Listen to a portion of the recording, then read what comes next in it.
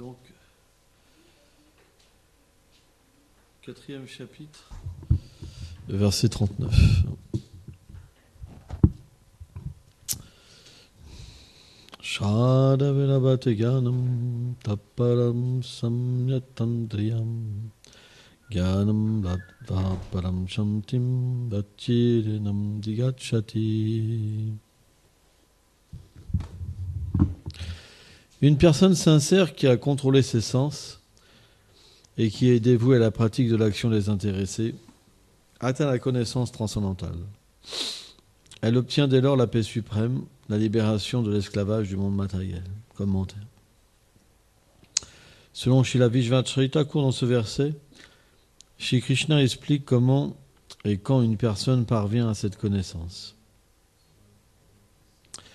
Elle l'atteint quand elle accomplit le Nishkarma Karma Yoga, l'action désintéressée, offerte au Seigneur. Par cette pratique, son cœur devient purifié de toute autre tendance que de satisfaire Krishna. Elle est alors fixée dans le service de dévotion. Elle devient sincère et par l'intelligence spirituelle qu'elle reçoit du Seigneur, son inclination naturelle à suivre les instructions des Écritures est éveillée. Elle obtient alors simultanément le contrôle de ses sens et atteint la paix suprême. Autrement dit, elle devient libérée de l'esclavage du monde matériel.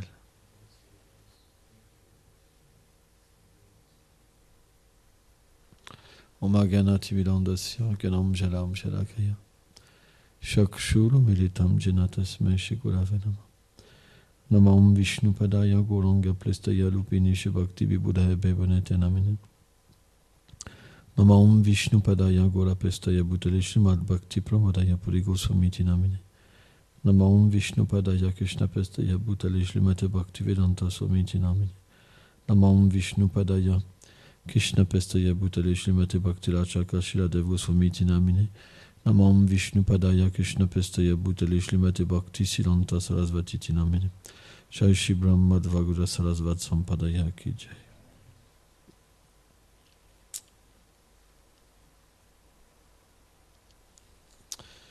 Le contrôle des sens.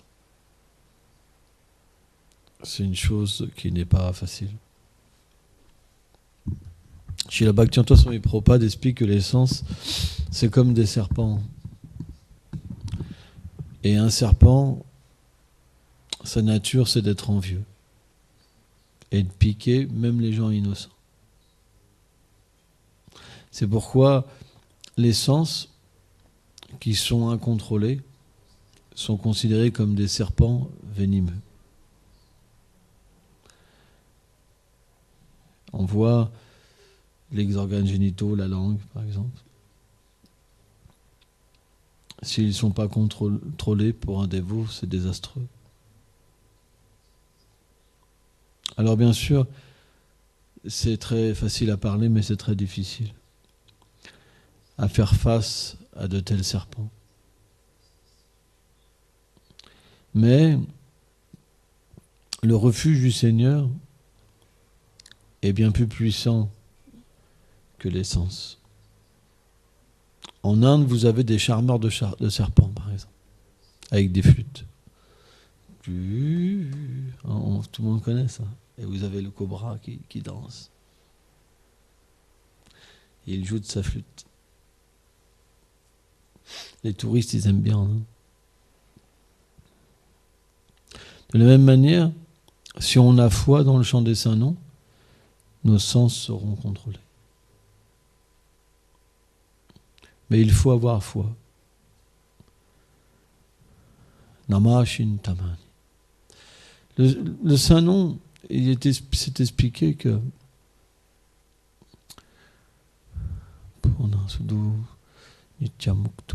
il est éternellement libéré, il est éternellement pur. Il est Krishna lui-même.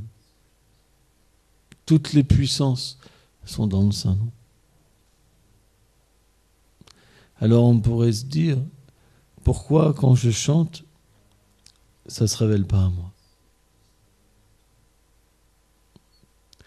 C'est parce qu'on commet une offense envers le saint.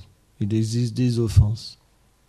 Et tant qu'on commet une des 10 offenses, la puissance du Saint-Nom nous reste cachée. Quand on chante, il n'y a rien qui apparaît dans le chant. Aucun goût. C'est pourquoi il faut connaître les 10 offenses et méditer sur ces 10 offenses pour ne pas les commettre. Parce que si on commet une des 10 offenses, alors notre réalisation de la forme transcendantale, de notre forme transcendantale, notre swarup, notre relation avec Krishna, elle ne peut pas se manifester. C'est pas possible. Dans le Prema Vivarta, c'est expliqué que quand une personne chante sans offense, elle réalise sa condition éternelle. C'est pourquoi le chant, s'il est accompagné d'offense, il ne porte pas les fruits. Et dans cet âge, c'est expliqué que le chant de Saint-Nom est la pratique vraiment la plus puissante, la seule pratique qui est complètement, qui peut amener l'être vivant à Krishna. Alaya nama, alaya nama, alaya nama navakeva, kalo nasti, vanasti, vanasti. Chaitanya Mahaprabhu a enseigné que quand les Védas répètent 3 fois la même chose, c'est pour dire que c'est, comment on pourrait dire, irrévocable. On n'a pas besoin d'autre chose que chanter le Saint-Nom. En plus, le Saint-Nom, il n'y a aucune règle. On peut chanter même sans être propre. À n'importe quel moment de la journée, dans n'importe quelle situation. Il peut donner le succès. C'est pourquoi les gens qui sont intelligents, ils prennent refuge du Saint-Nom.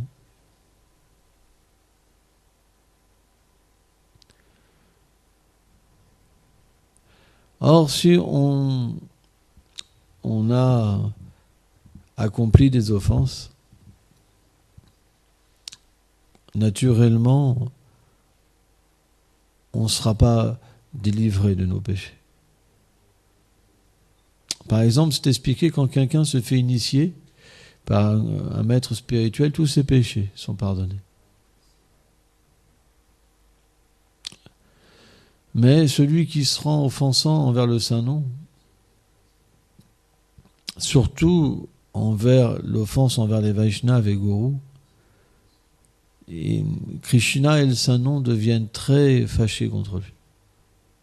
Extrêmement fâchés. Et donc le résultat, c'est qu'on devient comme abandonné par le Seigneur suprême.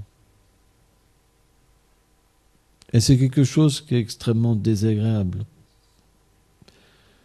Pourquoi ? Parce que quand on obtient la possibilité d'avoir un refuge et qu'on gâche cette expérience parce qu'on considère par exemple le maître spirituel comme un être ordinaire ou qu'on désobéit aux instructions du gourou, on devient sans refuge. Sans refuge, ça veut dire quoi ? Ça veut dire qu'on ne peut même pas goûter le monde matériel et même pas goûter la saveur spirituelle. On devient situé au milieu à cause d'offenses. Sur une offense gourou et les Vaishnavas, on devient situé au milieu. On n'obtient plus rien, plus aucun goût que de la souffrance. C'est comme si constamment on devrait souffrir, souffrir, souffrir, souffrir. Ce que subit un dévot, c'est quelque chose qui est même difficile à comprendre. Sa vie devient complètement ruinée. Et même s'il revenait ce qu'il était, c'est même pas sûr qu'il puisse même s'immerger dans le plaisir des sens. C'est pour ça qu'il y en a, quand ils offensent les Vaishnavas, ils développent tellement de haine, de plus en plus de haine, de plus en plus de haine. En fait, les souffrances, les réactions de ces actes qu'ils doivent prendre, elles s'amplifient vie après vie. C'est pourquoi, si la Bhakti-Prabhupada Puri Maharaj disait, il valait mieux manger de la viande que de même commencer ce processus. Parce que c'est pire encore que les activités pécheresses qu'on faisait. Mais par contre, si on a foi dans le Saint-Nom, c'est expliqué qu'un seul Saint-Nom, chanté purement, ça peut effacer les conséquences des actes qu'une personne ne pourrait même pas accomplir, même si elle se forçait à accomplir des activités pécheresses pendant des vies.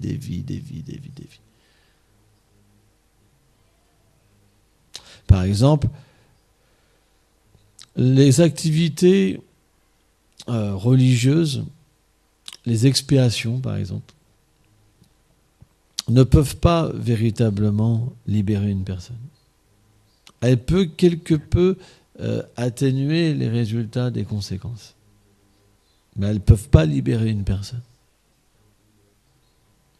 Dans cet âge, seul le chant des saints noms peut libérer une personne des péchés et de la tendance à pécher.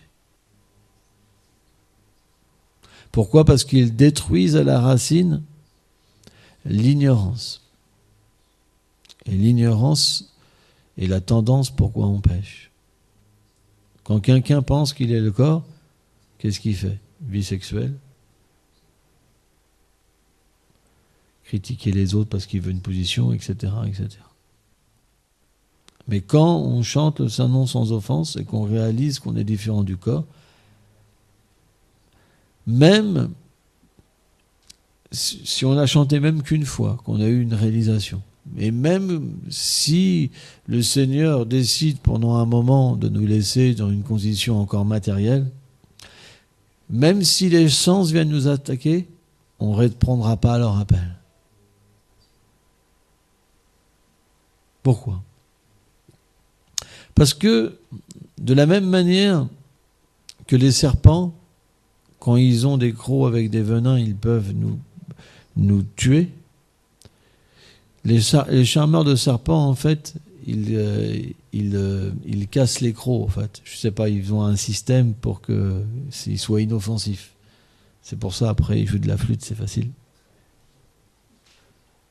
Et bien, de la même manière, par l'effet du chant des saints noms et l'association des Vaishnavas, les sens deviennent de moins en moins puissants.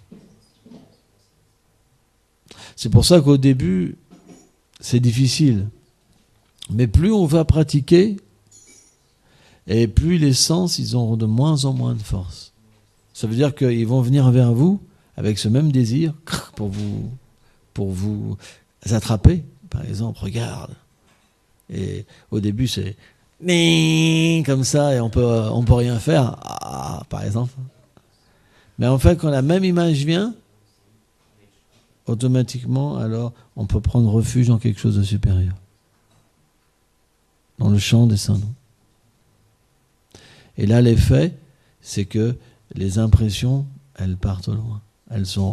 Parce que l'impression du saint nom et la réalisation qu'on a du saint nom est bien supérieure. Et automatiquement, on peut contrôler graduellement les sens par l'effet du chant des saints noms. C'est pour ça qu'un Vaishnava, il chante constamment. Parce que dès qu'on arrête de chanter, le mental, les sens, nous contrôlent. Et qu'est-ce que le mental va faire ? Le mental, il est toujours insatisfait.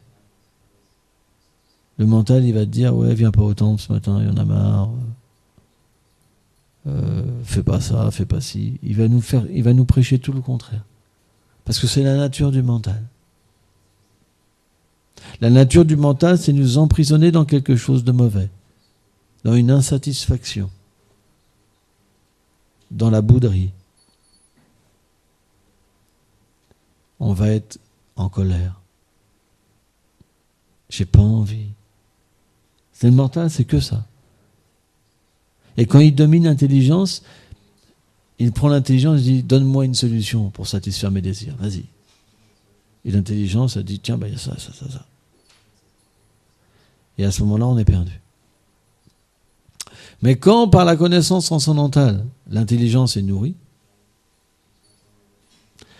alors quand le mental demande quelque chose, l'intelligence est plus forte. Et elle peut contrôler le mental. Et une fois que le mental est contrôlé et qu'il commence à goûter la vie spirituelle, alors il peut devenir un ami. C'est-à-dire que même lui, il va demander Krishna. Mais ça veut dire que toutes les impressions doivent être remplacées, changées, détruites. C'est pourquoi Krishna nous dit dans la Bhagavad Gita qu'on doit aussi agir pour lui. Or, l'action en lui-même,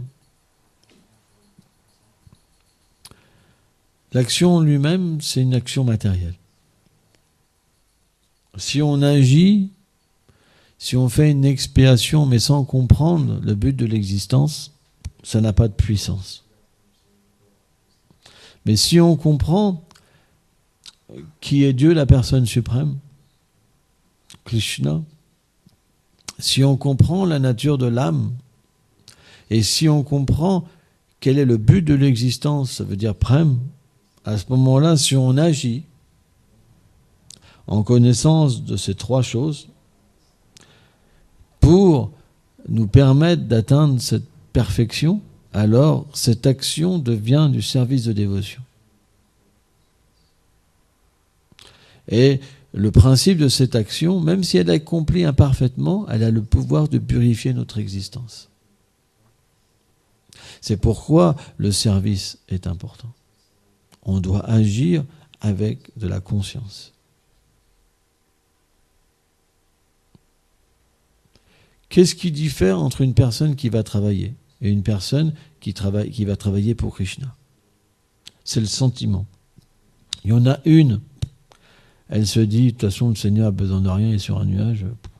Moi, je galère avec mes 3 sous, avec ma famille, je suis jamais heureux, je suis frustré, je ne peux pas avoir ce que je veux, par exemple. Et puis, il y en a une autre qui se dit, en fait, c'est faux, parce que Krishna, il devient dépendant de moi par l'amour. Et il a besoin de moi. Parce que c'est le principe de l'amour. Par l'amour, bien qu'il soit toute chose, par le principe de l'amour, il me fait voir qu'il a besoin de moi et qu'il a un manque. Ça, c'est l'amour. Ça, c'est Vrindavan. Vrindavan, ça veut dire que Krishna, il a un manque tout le temps. Il est toujours demandeur, il a toujours besoin de ses dévots. Et celui qui comprend ça, que ce sentiment vient dans son cœur, il va travailler pour maintenir le Seigneur suprême. Et il va ressentir une grande félicité. Moi, je me rappelle un jour, j'ai eu cette expérience. J'étais avec quelques dévots à cette époque-là, et ces dévots-là, ils s'étaient retournés contre moi. Et j'étais en Inde. Et donc, ils avaient arrêté même d'adorer les déités. Et ils ne payaient pas les factures des loyers, du téléphone. Et quand je suis rentré, j'étais obligé de leur demander de s'en aller, quoi. Et il y avait une dette de je sais pas, 2-3 000 euros, quoi. Tu vois. Et le Seigneur était, comment dire, pas adoré, quoi. Et moi, j'étais pas au courant de ce qui se passait. Et je devais rester en Inde qu'un mois. 1 mois ou 2 mois, je me rappelle plus.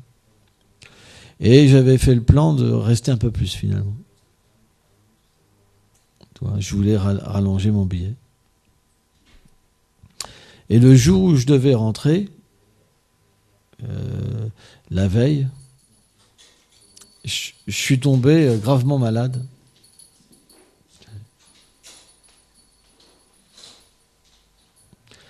Je suis tombé gravement malade et j'ai commencé à vomir avec du sang. Donc on m'a amené à l'hôpital, etc. Et donc j'étais vraiment très très malade. Alors, l'hôpital indien, c'est un peu spécial. C'est une grande salle. Je ne sais pas, qui doit faire 400-600 mètres carrés, quoi. Et il y a 40-50 lits là-dedans, ou même plus. Avec des gens qui n'ont pas de bras, qui n'ont pas de jambes. Et il m'a mis au milieu de tout ça, tu vois. Et comme j'étais le seul blanc, en plus Vaishnav, et que j'avais des tatouages, Alors, ces gens, ils venaient me voir de près comme ça. Et puis, j'avais super mal. Et puis, tu sais, là-bas, la souffrance, c'est pas grave. En France, si t'as mal, on vient tout de suite te faire une piqûre pour te soulager. Mais en Inde, tu peux avoir mal, c'est pas très grave. Tu sais, les gens, ils ont pas de, il y a les jambes coupées, tout ça. c'est, c'est, t'as vomi un petit peu de sang ou si tu sais sur le point même de mourir, c'est pas très grave, tu sais. Ils en font pas tout à plat. Ouais. Et donc, mon mal, il avait commencé à l'aéroport. Et il y avait un Indien pieux, donc qui avait vu que j'étais un dévot et qui m'avait amené à cet hôpital. Et quand il a vu ça, il a eu pitié de moi. Il m'a amené dans un hôpital beaucoup plus classe, où là, ils ont vraiment pris soin de moi. Et donc, comme j'étais très malade, ils m'ont rapatrié en France. J'étais sur une chaise roulante. Et donc, ils m'ont ramené dans l'avion. Et au fur et à mesure que j'approchais la France, au fur et à mesure, ma maladie partait. Ils ont été me chercher en taxi à l'aéroport. Et quand je suis arrivé en bas de l'endroit où il y avait le petit temple, en fait, j'ai pu me lever de la chaise et j'avais plus de maladie. Donc j'ai trouvé ça, j'ai tout de suite compris qu'il y avait quelque chose avec les déités, quoi. Parce que j'ai vu que c'était pas une maladie ordinaire. J'ai vu que c'est Krishna qui voulait que je rentre. D'une manière forcée. Bon, ça s'est passé il y a longtemps, hein. C'était il y a plus de 20 ans. Hein. Et quand j'ai frappé, là, j'avais un énorme sac sur le dos et les dévots, ils étaient surpris de me voir parce qu'ils avaient appris que j'étais très malade. Ils pensaient que j'allais mourir, ils étaient même contents, toi. Ah ouais. Et donc, j'ai été voir l'hôtel, les Shalagram, tout ça, et j'ai vu qu'est-ce qui se passait. Tu vois. Donc, je les ai mis dehors. Et après, donc, j'ai adoré Krishna et j'ai senti tellement Krishna était content de me voir. Et après, j'ai vu qu'ils n'avaient pas payé le loyer, qu'ils n'avaient pas payé le téléphone. Ils m'avaient fait une facture de 900 € de téléphone. Tu vois. Et donc, j'ai pris mon sac avec des encens et je suis parti collecter. Et j'étais quand même encore un petit peu faible quand même. Mais j'ai senti tellement de félicité à les collecter pour Krishna. Et il m'a tellement donné de facilité pour collecter. Tu vois. Parce que quand une relation se construit entre le Seigneur et nous, parce qu'on prend soin de lui, parce qu'on pense à lui, parce qu'on agit pour lui, alors naturellement, même dans l'épreuve, il y a une telle satisfaction. Quand Krishna il a envoyé ses amis collecter, on sait dans le Srimad Bhagavatam, il y a une histoire où des brahmanas, des smarta brahmanas, donc faisaient un yaga, et que leurs femmes étaient des dévotes, mais eux n'étaient pas des dévots. Les smarta brahmanas, souvent, ils adorent le Seigneur pour avoir de l'argent. Ça veut dire que la déité, ça devient un moyen pour subsister. Mais Krishna, il a envoyé donc ses amis mendier. Et ils ont eu un refus. Et quand ils sont revenus, ils étaient déçus, en fait, d'avoir ce refus. Mais Krishna leur a expliqué que c'est normal. C'est un principe dévotionnel. Que quand on va demander quelque chose, on peut être, comment dire, rejeté.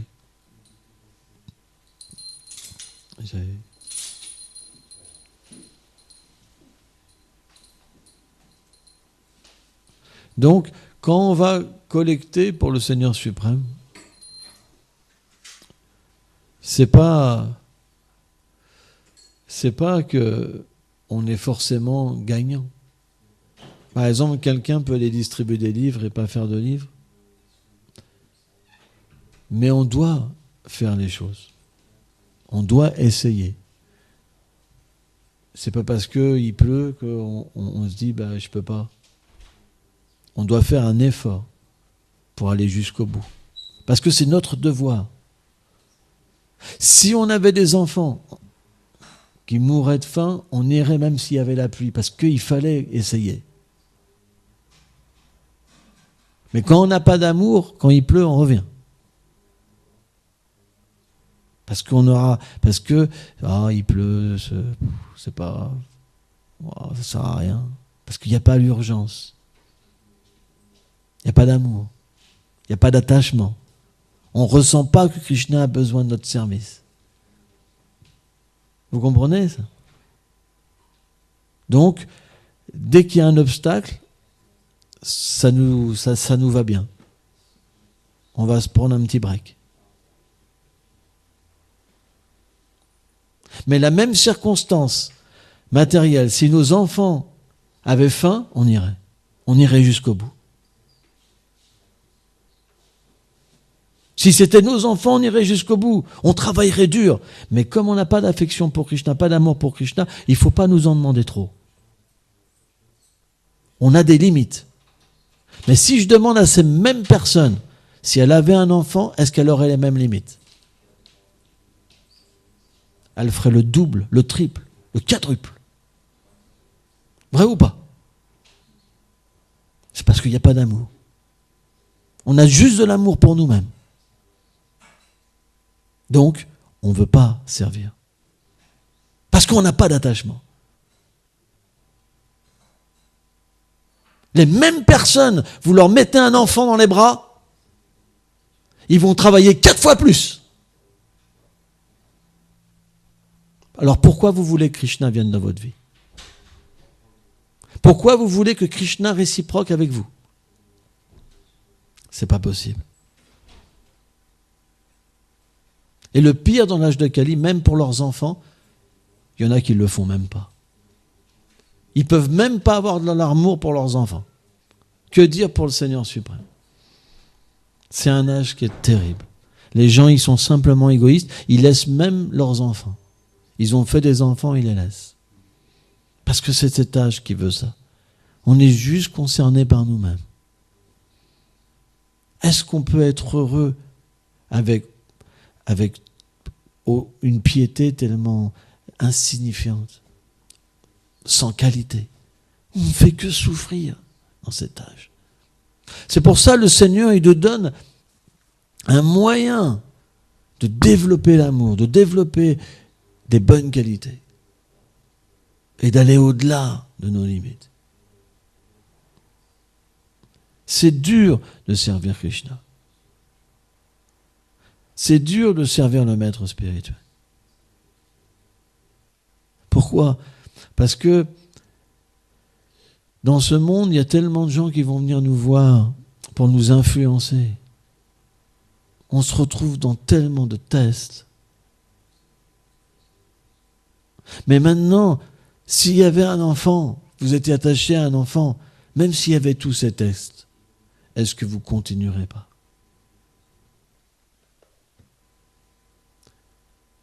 Comprenez? Parce que l'amour d'une mère, par exemple, pour un enfant, c'est ce qui ressemble un peu à l'attachement. Je dis c'est loin encore, mais ça ressemble un peu à l'attachement qu'on peut, l'attachement, le fait qu'un dévot se dépasse pour le Seigneur suprême. Il est prêt à accepter tous les tests. Moi, je me rappelle ma mère, par exemple. J'ai un bel exemple avec ma mère. J'étais vraiment quelqu'un de méchant, mauvais, mais elle m'a jamais rejeté. Jamais, jamais, jamais, jamais. J'ai fait des trucs, mais terribles. Je me rappelle même une fois, j'avais été jugé parce que j'avais vraiment fait j'avais vraiment été violent avec une personne. Et tellement j'étais habitué à la violence quand j'étais jeune. Bon, je frappais quelqu'un, il restait par terre inconscient. Puis j'allais jouer au flipper 5 mètres à côté, quoi, par exemple. Parce que je vivais tellement dans la violence que, à un moment, par exemple, quand vous frappez quelqu'un, vous partez en courant, quoi. Mais même pas. Et donc la police était venue me chercher. Et je devais avoir 15 ans à cette époque-là. Donc j'ai été jugé pour ça. J'ai pris 6 mois de sursis. Et ça devait être je sais pas, 82, 83 peut-être. Et mes parents avaient eu une amende de, je sais plus, quelque chose de cher à cette époque-là. Tout. Et mes parents n'avaient pas d'argent. Quoi. Ils étaient très pauvres. Tout. Donc mon père, il a dû faire un crédit pour payer l'amende, en fait. Et je leur ai dit simplement, parce qu'ils m'ont demandé quand même un petit repentir, quelque chose. Quoi. Et je leur ai simplement dit, je m'en fous, débrouillez-vous, c'est votre problème. J'étais vraiment, mais sans aucun cœur, quoi. Zéro. La bulle, vraiment dur quoi, comme personnage. Donc, si on vit de cette manière-là, juste centrer notre action sans comprendre qu'elle a des réactions, comment on veut trouver le bonheur? Si on agit avec la femme, l'homme, les enfants qui sont les serviteurs du Seigneur suprême, si on considère notre maison comme notre demeure, mais qu'on ne met pas le Seigneur au centre, dans quelles conditions on va rentrer chez nous? Si on ne travaille pas pour le Seigneur suprême, dans quel état on va être? Parce que matériellement, on voudra toujours plus d'argent, on sera toujours insatisfait. Vous prenez quelqu'un qui gagne 1 000 €, il est insatisfait. Prenez quelqu'un qui gagne 2 000 €, il est insatisfait. Prenez quelqu'un qui gagne 3 000 €, il est insatisfait. J'ai même connu des gens qui gagnaient 10 000 € par mois, ils étaient insatisfaits. Pourquoi? Parce que plus vous avez, plus il y a une demande, plus les sens demandent. Les sens sont jamais satisfaits. La concupiscence, on ne peut pas la combler en lui donnant plus de plaisir. Elle augmente. C'est comme un feu insatiable. Kama Esha, Kama Esha, Kluta Esha.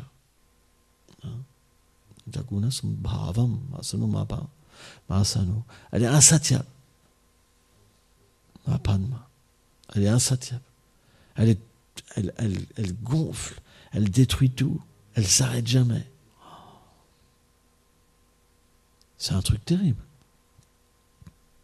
C'est pourquoi le service de dévotion, c'est un moyen pour éteindre ce feu. Le chant des saints noms, c'est comme la pluie de miséricorde.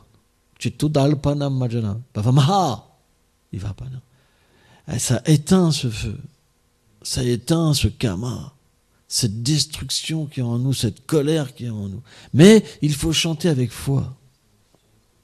Sous la protection, comme dit Srila Bhakti-Vibhuda Bhajan Goswami Maharaj, sous la protection de la Guru Parampara. On ne peut pas chanter seul. On doit chanter sous la miséricorde du maître spirituel. On chante Samsara Dava Naradira Loka. En fait, Vishvacharya Thakur explique que le maître spirituel, il reçoit la miséricorde de Krishna. Il incarne la miséricorde de Krishna. Ces paroles, ces instructions, ils sont comme une pluie. Si on a foi dans ces instructions, si on a foi dans la Guru Parampara, ils sont comme une pluie de nectar qui éteignent ce feu brûlant de l'existence matérielle. Krishna, c'est expliqué, les pieds pareils de lotus de Krishna, c'est comme un navire qui peuvent permettre de traverser cet océan insurmontable de l'existence matérielle. Et Krishna vient sous la forme du gourou. C'est pourquoi celui qui trouve des fautes dans le gourou, c'est expliqué, c'est juste un fou.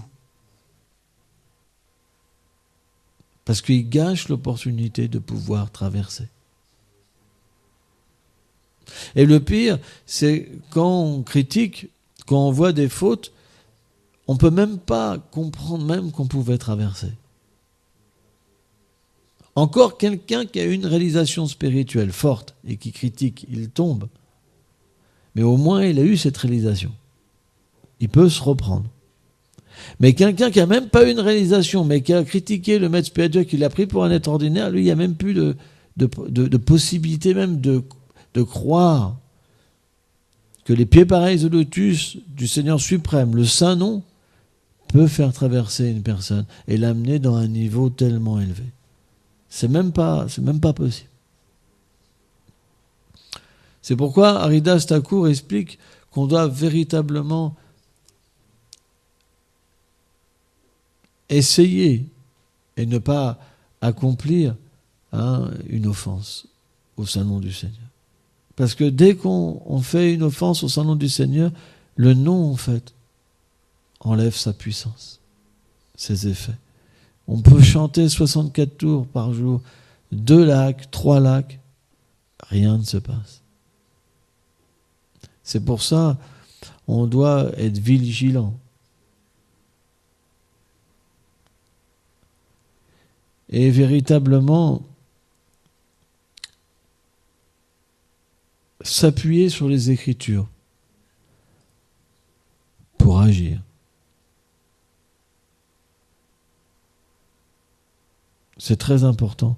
Et si on fait des erreurs, on doit les rectifier. C'est très important. Les tests viendront. Comme les pâtres, quand ils sont revenus, quand les brahmanas donc leur ont refusé, est-ce qu'ils sont arrivés très joyeux parce que c'est les amis éternels de Krishna? Et ils ont tellement d'amour pour Krishna qu'ils pensent que tout le monde a de l'amour pour Krishna, que tout va être donné naturellement parce qu'eux, ils donnent leur vie, leur cœur. Ils ne peuvent même pas vivre une seule seconde sans Krishna. Donc automatiquement, quand ils ont eu ce refus, ça a été quelque chose qu'ils ne pouvaient pas comprendre. Ça a été un véritable choc. Ils sont arrivés en pleurant. Ils n'avaient jamais rencontré quelque chose comme ça. Mais Krishna leur a dit parfois on doit essuyer une défaite aussi. Il dit, mais n'ayez crainte. Je sais que les femmes des brahmanas, elles sont très dévouées.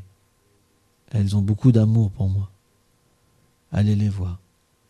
Et tout de suite, quand les pâtres, ils ont été voir les femmes des brahmanas, quand elles ont entendu que Krishna et Balaram avaient faim, elles ont tout de suite pris, en fait, les offrandes du sacrifice, parce qu'à ce moment précis, on pouvait encore prendre les offrandes. Elles ont fait des paquets, et elles sont venues eux-mêmes les offrir au Péparis Lotus de Krishna et Balaram. Et elles n'avaient jamais vu Krishna et Balaram. Et quand elles ont vu Krishna et Balaram, elles ont été naturellement captivées par leur beauté, par leur amour, par leur sourire, par leur regard espiègle, par leurs cheveux merveilleux, leur habit, leur poésie, tout. La senteur, la fragrance de leur cœur, de leur corps. Et automatiquement, comme les gopis, elles ne voulaient plus repartir, elles ne voulaient plus revenir voir leurs époux. Elles voulaient simplement rester avec eux tout le temps. Mais Krishna leur a dit, c'est pas possible. Et là, imaginez-vous, quand vous obtenez Krishna, et que là, vous le perdez. C'est quelque chose d'inimaginable de perdre Krishna. Mais Krishna leur a dit qu'il serait toujours avec eux, qu'il ne les quitterait plus maintenant, et qu'ils n'avaient rien à craindre, que leur mari, en fait, s'était repenti et avait compris qu'ils avaient fait une erreur. Et c'est vrai, quand elles sont revenues, leur mari, en fait, avait reçu l'intelligence, la grâce du Seigneur. Et finalement, c'est les femmes qui sont devenues les gourous. Parfois, les hommes sont orgueilleux. Si leur femme progresse, ils ne supportent pas. Ça leur met la colère, la jalousie. Mais Krishna fera un arrangement pour qu'ils puissent comprendre qu'ils ont eu une opportunité merveilleuse d'avoir une femme qui a la bhakti. Et à ce moment-là, ils pourront tirer profit de cette association et progresser. Et c'est ce qui s'est passé, en fait. Donc voilà, On est dans une voie qui est merveilleuse, mais qui n'est pas facile. Il y aura des tests. C'est normal. Parce qu'on est né dans une mauvaise nature. La plupart de nous, nous sommes nés en Occident. Et en Occident, on est né avec une mauvaise nature. Et cette mauvaise nature, c'est notre barrage. À moins de comprendre ça et de travailler sur nous-mêmes, alors on ne pourra pas faire beaucoup d'avancement spirituel. On peut même se dégrader. Et pourtant, c'est facile de changer. Peut-être que Krishna n'apparaît pas directement dans notre vie, personnellement, physiquement, mais il est là à travers les dévots. On peut servir notre femme, on peut servir notre mari, parce qu'ils sont des personnes initiées, ils sont des représentants de Krishna. Si on devient un serviteur et qu'on comprend que tout est supérieur à nous, et que Krishna peut réciproquer avec notre dévotion, alors on pourra voir Krishna. Mais si on continue à être dans cette chose basse, à juste voir des êtres humains ordinaires et se lamenter, alors on va tout perdre. C'est juste question de temps. Qu'est-ce qu'on a dans ce monde? Un dur labeur. On regagnera simplement ce dur labeur. Il n'existe pas autre chose dans ce monde. La dure lutte pour l'existence. Tout le monde est confronté à ça. Que ce soit le chef d'entreprise qui gagne beaucoup d'argent. Il a peur pour son argent. Il a peur pour ceci. Il se méfie de tout le monde. Que ce soit celui qui sent un sou, qui a la haine de tous parce qu'il n'a pas un rond. Tout le monde a cette haine qui s'exprime différemment. C'est pourquoi, naturellement, même les matérialistes, quand ils font des actes de piété, quand ils donnent de l'argent pour les pauvres, quand ils ont une cause animale, etc., ça leur fait du bien, mais ça ne suffit pas. Parce qu'ils développent de la haine envers ceux qui n'acceptent pas leurs idées. Il y a simplement que dans le cadre du service de dévotion qu'on peut être en paix avec tous. Parce que quand on sert le Seigneur suprême et qu'on purifie notre existence, on peut comprendre que tous les êtres participent de la même nature. Mais que simplement, dû à leur karma passé, ils sont placés dans une situation. Et ils ont une conscience particulière. Donc on devient en paix. On ne peut pas devenir en paix autrement. Vous ne pouvez pas arrêter de travailler. Vous êtes dans une situation. Vous ne pouvez pas échapper à ça. Vous pouvez claquer du poing. Par exemple, je me rappelle, mon père, il écoutait souvent une chanson de Daniel Guichard qui s'appelait Mon père. Hein? Mon vieux, c'est ça, mon vieux. Ouais. Et c'est une chanson qui dépeint véritablement la vie d'une personne qui vit dans un foyer, d'une cité ou vraiment des gens pauvres. Ça veut dire qu'il y a toujours l'insatisfaction. Et il expliquait quand c'était l'heure de la paye, il râlait après tout le monde, même contre le bon Dieu. Donc, cette situation qu'on a, on ne peut pas la changer. C'est notre karma. Mais si on s'abandonne au Seigneur suprême, cette même situation, elle peut nous révéler la vérité. Mais on ne pourra pas la changer. Sauf si Krishna nous aide. Et parfois, Krishna va nous aider. Il nous dit, par exemple, à travers les dévots, on peut changer cette situation. Viens avec nous. Mais qu'est-ce qu'on fait quand on a la haine? Non. Je veux rester dans mon fossé plein d'excréments. Parce que c'est la haine. On ne veut pas recevoir d'aide. On a tellement d'orgueil. Moi, quand je distribuais de la nourriture pour les pauvres, ils avaient la haine parce qu'on leur donnait de la nourriture. Je me rappelle d'un qui venait, il disait « Fais chier, votre bouffe là, fais chier !» comme ça. Il venait bourré comme ça. On l'entendait gueuler à 15 mètres, mais il avait faim. Mais il n'avait pas envie de prendre de la nourriture. Il avait la haine de prendre cette nourriture-là. Pourquoi? Parce que c'était comme de la mendicité. Ça le rabaissait. Et nous, on lui disait, mais non, tu sais, nous, on fait un service pour Dieu. On est là pour te servir. On prend plaisir. C'est pas qu'on est supérieur à toi. Au contraire, tu nous apportes. Le deuxième jour, il venait moins bourré. Le troisième jour, il venait plus bourré. Et le quatrième, il a même demandé pour pouvoir chanter. Quelqu'un qui vivait dans la rue, qui ne se lavait pas. Donc, on peut recevoir de l'aide. Mais si on est orgueilleux, si on est plein de fierté, on va simplement souffrir de plus en plus. C'est complètement débile. La fierté, c'est débile. Mais qu'est-ce qu'on est? On est juste une petite âme minuscule. Une fois, Prabhupada, il y avait un dévot qui s'appelait Tamal Krishna Goswami. Et il y avait pas mal de problèmes qui se faisaient parce qu'il y avait une espèce de contrôle, etc. Et il a fait une classe. Il a dit, il y a des millions d'univers. Dans chaque univers, il y a des millions de planètes. Avec des milliards de jivas. Et dans une petite planète, il y a un jiva, un tout petit, qui veut tout contrôler. C'est Tamal Krishna Goswami. Les purs dévots, des fois, ils ne vous ratent pas. C'est comme ça, parfois, que le gourou reprend son disciple pour son bien, en fait. Et le disciple, il a deux choix. Soit il prend bien les choses, et alors il devient un pur dévot, soit il claque la porte et il devient déchu. Or, Tamal Krishna Goswami, il a bien pris les choses. Parce que il avait foi dans son gourou. Mais le disciple qui n'a pas foi dans son gourou, quand le gourou veut lui donner de l'aide et le sortir de cette position, il développe la haine. Il dit, mais pourquoi moi j'ai besoin? Je ne suis pas un mendiant. Regarde.